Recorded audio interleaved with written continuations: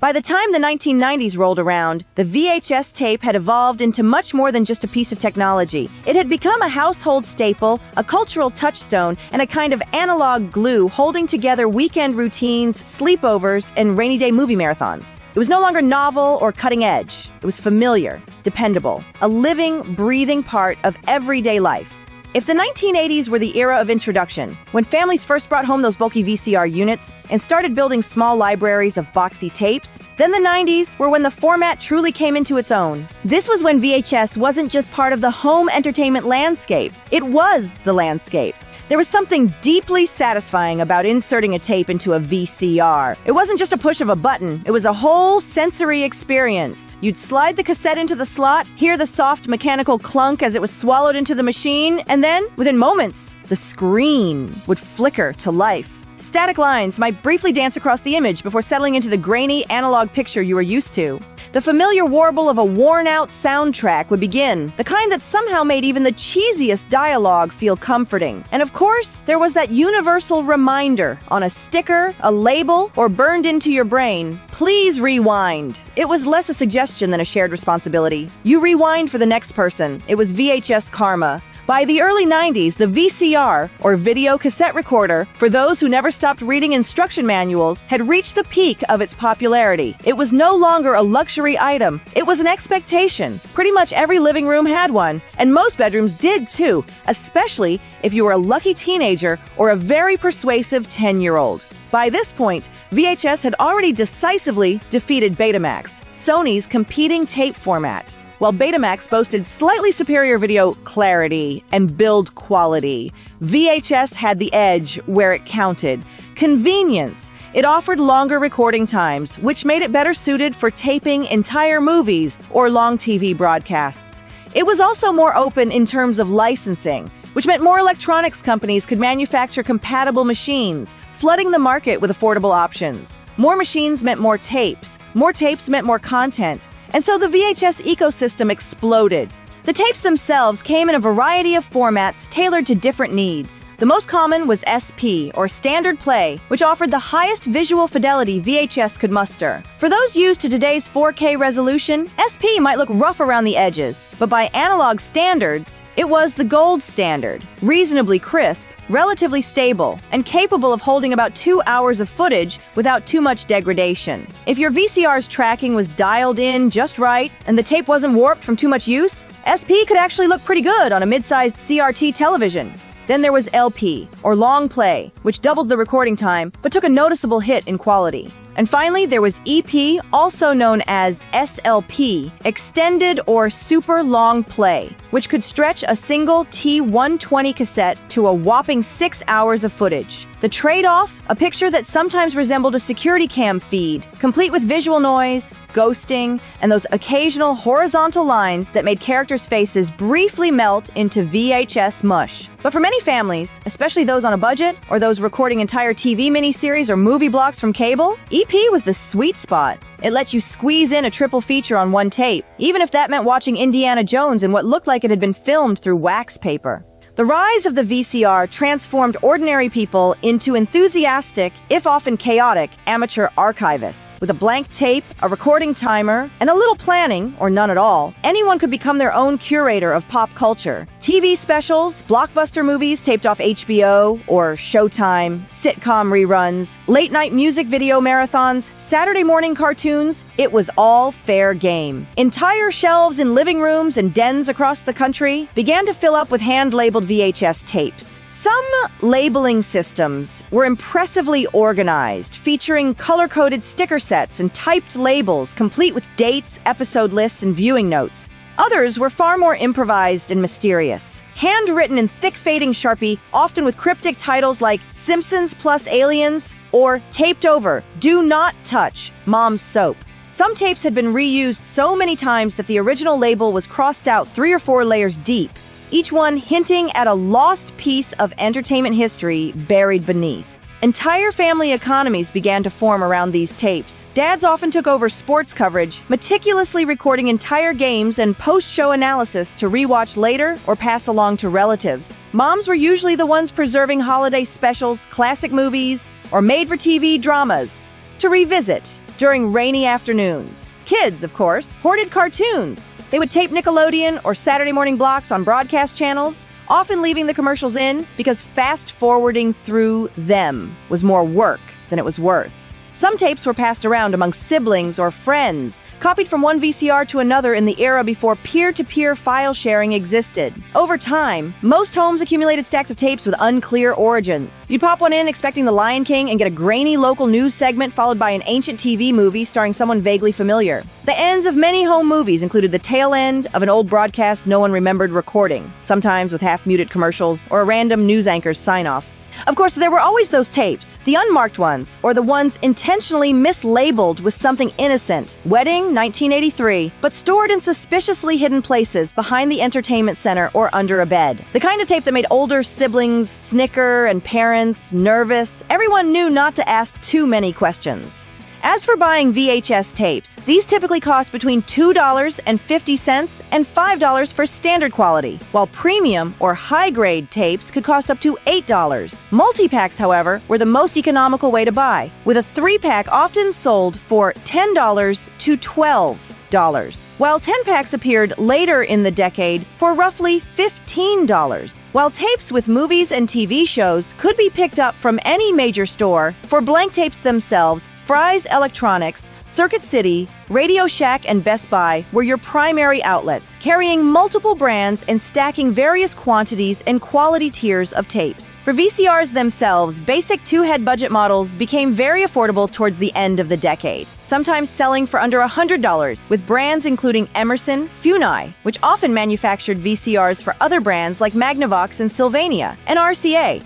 Mid-range models, with the most common consumer VCRs being 4-head hi-fi stereo models, which offered better picture and sound quality, would retail for $250 to $400 through the mid-90s, with Panasonic, including the Omnivision line, and JVC being highly regarded for their reliability and performance. At the same time, Sony, Sharp, and Toshiba also offered popular mid-range options with features like flash rewind and auto head cleaning. At the top of the market, advanced SVHS units, or those with professional editing features, started at $450 and rose to over $600, with brands in this segment including specialized models from JVC and Panasonic, while TV VCR combos typically cost $300 to $500 depending on the screen size. Much like VHS tapes, VCRs were available at numerous retail outlets on the West Coast, ranging from large electronics chains to department stores. Again, this included Fry's Circuit City and Best Buy, while big box department stores also carried these items like Walmart, Target, and Kmart. Though, for the top-of-the-range items, Sears would be your premium destination for reputable brands like Panasonic and RCA. Renting a VHS tape from the local video store was a ritual in its own right, a kind of suburban pilgrimage. Chains like Blockbuster and Hollywood Video stood like fluorescent fortresses of entertainment, while mom-and-pop shops added a personal, sometimes weirdly specific charm. Shelves stretched from floor to ceiling, filled with tapes in plastic clamshells or stiff black cases, arranged alphabetically by genre or in some inexplicable system only the clerk understood. The covers were works of art, designed to grab your attention with wild fonts, dramatic stills, and occasionally misleading promises. You'd scan rows for a familiar title, flip a tape over to read the synopsis, weigh your options based on the 3 blurry screenshots on the back, and maybe get lured by something you'd never heard of just because the cover looked cool. The process of picking a movie was half the fun. Families might spend an hour browsing, negotiating over who got to choose, or haggling for a bonus rental if everyone agreed on a family pick. Friends on sleepovers would split up to find something scary, funny, or just weird enough to get through on a sugar high. The act of renting wasn't just about watching. It was about the anticipation, the atmosphere, and the rare satisfaction of finding that one copy of Terminator 2 or My Girl still left on the shelf before it disappeared for the weekend. You'd leave with your stack of tapes, a bag of microwave popcorn, maybe some candy, and that iconic blue and yellow Blockbuster bag flapping in the wind. It was a complete experience. Something physical and communal, long before streaming turned movie night into a lonely scroll through thumbnails. Collectors and kids alike remember the colorful variants that turned ordinary VHS tapes into miniature works of pop culture art. There was Nickelodeon's iconic orange plastic, instantly recognizable and proudly bright, often housing shows like Rugrats or Doug. Seeing that fluorescent orange spine peeking out from the shelf at Blockbuster was like spotting gold. Then there were the electric blue tapes, most famously used for Blue's Clues, giving children's entertainment an extra layer of visual excitement. Neon green special editions popped up for other kid-focused releases, turning a simple rental into something that felt special, almost like finding a rare Pokemon card in your cereal box. These weren't just tapes. They were collectibles, conversation starters, and status symbols for anyone under the age of 10.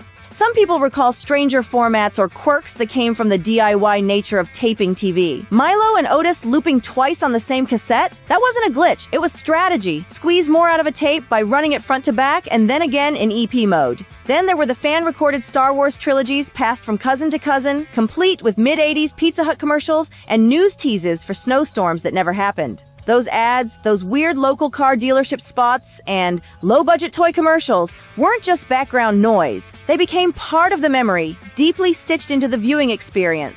Sometimes you watch the tape because of the commercials, not in spite of them.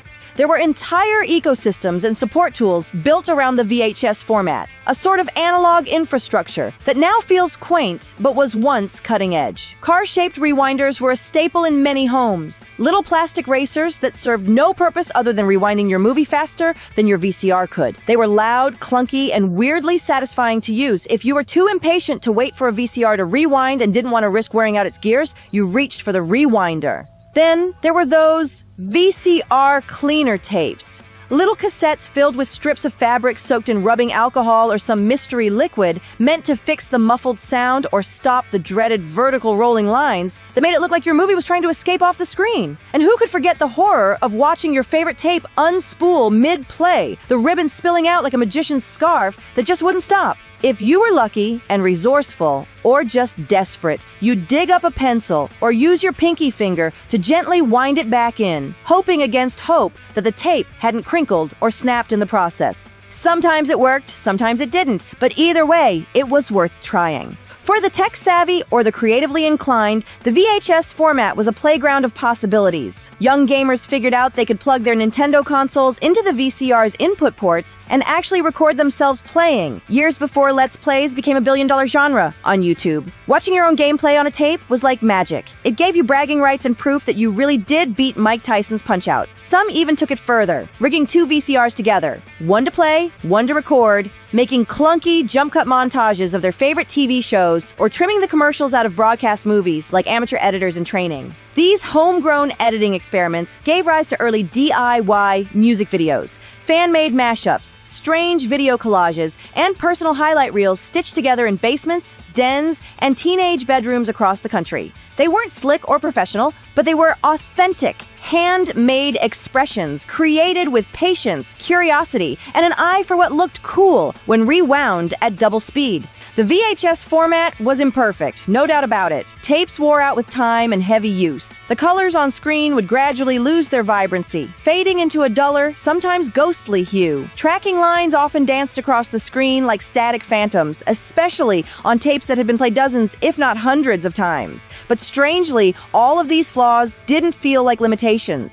And then there were the times when VHS tapes would just screw up completely and you wouldn't know. For instance, my brother wanted to tape Return of the Jedi one time off the TV, but it was on way past his bedtime. So instead, he sets a VHS recording overnight. And the next day, after school, he sits and watches through the movie. I was in my room at the time, hearing the sounds of carnage and space battles and whatnot. But then, when it got to the scene where Darth Vader was about to be unmasked, the tape screwed up. Not sure why, but it just stopped right at the moment Luke Skywalker began sliding Vader's helmet off to reveal his tortured visage. My brother promptly screams, "What? No!" like he was recreating the end of the previous movie. I came rushing in to find him on his hands and knees, his face flat into the living room carpet, thumping his fist against the ground in pure desolation. I felt so sorry for him, but at the same time, it was pretty funny. But that became part of the VHS's charm. They gave each viewing a sense of authenticity, a feeling that this moment moment was real, raw, and a little bit unpredictable. Watching a movie on VHS wasn't just about sitting back and consuming content. It was about immersing yourself in a full sensory ritual. There was the mechanical whirring as the tape slid into the VCR, the brief delay before the picture appeared, and the analog buzz that filled the room as the machine came alive. There was a tactile pleasure in holding the cassette itself, bulky, solid, worn at the edges from years of handling. The analog warmth of VHS wasn't just visual, it was emotional. There was something comforting about the fuzz, the imperfections, the occasional tracking glitch that would ripple across the screen like a ghost trying to break through. You learned patience through it, the kind only VHS could teach. Fast-forwarding through 5-10 minutes of static just to get to the second movie recorded on the same tape was an exercise in endurance. And nothing could prepare you for the betrayal of realizing someone had taped over your treasured copy of The Princess Bride, only to discover the bold and the beautiful waiting in its place, smug and uninvited. As the 1990s rolled into the 2000s, DVDs began their rise to dominance. They were smaller, sleeker, and offered things VHS couldn't. Chapter selection, crisp digital picture, bonus features. They were billed as the future, and in many ways, they were. But despite the growing popularity of the new format, VHS tapes hung on. They didn't vanish overnight. In many homes, especially across small towns and suburbs, VHS remained the default. They were everywhere, piled up in cabinets, stacked next to old televisions, passed around at garage sales. They were the format of family memories, of birthday parties recorded on shaky camcorders, of snowy Christmas mornings caught on tape. VHS was durable. It could survive falls, fingerprints, rewinds, and mishandlings that would leave a DVD scratched and useless. It was everywhere, and it was deeply personal. Each tape carried its own history. A scuffed copy of E.T. might have been played 100 times on Saturday mornings. An unlabeled tape might reveal a forgotten school recital or a long-lost TV marathon. Every cassette was like a little time capsule, equal parts entertainment and memory. When the final production of VCRs ceased in 2016, it marked the official end of an era. But by then, VHS had already become a nostalgic artifact. It had slipped out of mainstream use and into the realm of fond recollection. For those who grew up with it, it wasn't just a format. It was a symbol of a slower, more tactile time. And even now, years after the last new VCR rolled off the line, the format continues to survive, not just as a relic, but as a living, breathing niche culture. Enthusiasts, hobbyists, and collectors still comb thrift stores, estate sales, and online auctions in search of rare or obscure titles. Horror filmmakers release new, low-budget flicks on VHS, wrapped in gritty custom cover art to evoke the glory days of video stores and midnight rentals. Some fans even digitize their old family tapes, not just to preserve the footage, but to preserve the feeling. Others keep their VCRs in working condition, firing them up on slow Sunday afternoons for that flickering, slightly warped viewing experience that no 4K stream can replicate. It's not about the picture quality anymore. It never really was. It's about what VHS represents. In an age where digital platforms offer clean, algorithm-driven perfection and endless choices at the click of a button, VHS offers a rough-edged alternative. It's physical. It's finite. It requires effort and attention. It rewards nostalgia. It captures the randomness and imperfection of life in ways that pristine digital files never could. For anyone who spent their childhood curled up on a hand-me-down couch, watching a worn tape of their favorite cartoon for the 50th time, or stayed up late rewinding horror movies with the volume down low, the memories are still vivid. Watching VHS wasn't just a passive act. It was a moment of comfort, a ritual, a connection. Whether you were with your siblings, your parents, your best friend, or just lost in your own world, there was a kind of magic in it that's hard to explain, but easy to remember. So maybe hold on to that orange Rugrats tape. Keep it on the shelf, not because you'll play it every day, but because it reminds you of something real. Be kind, rewind, and remember how it felt to live in a world where movies lived inside boxes, and joy came with a little static. Come along, let's sing,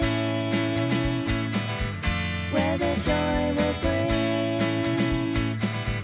Tune into the beat, feel the magic, it's true. Channel 1 lines on X, we're here just for you.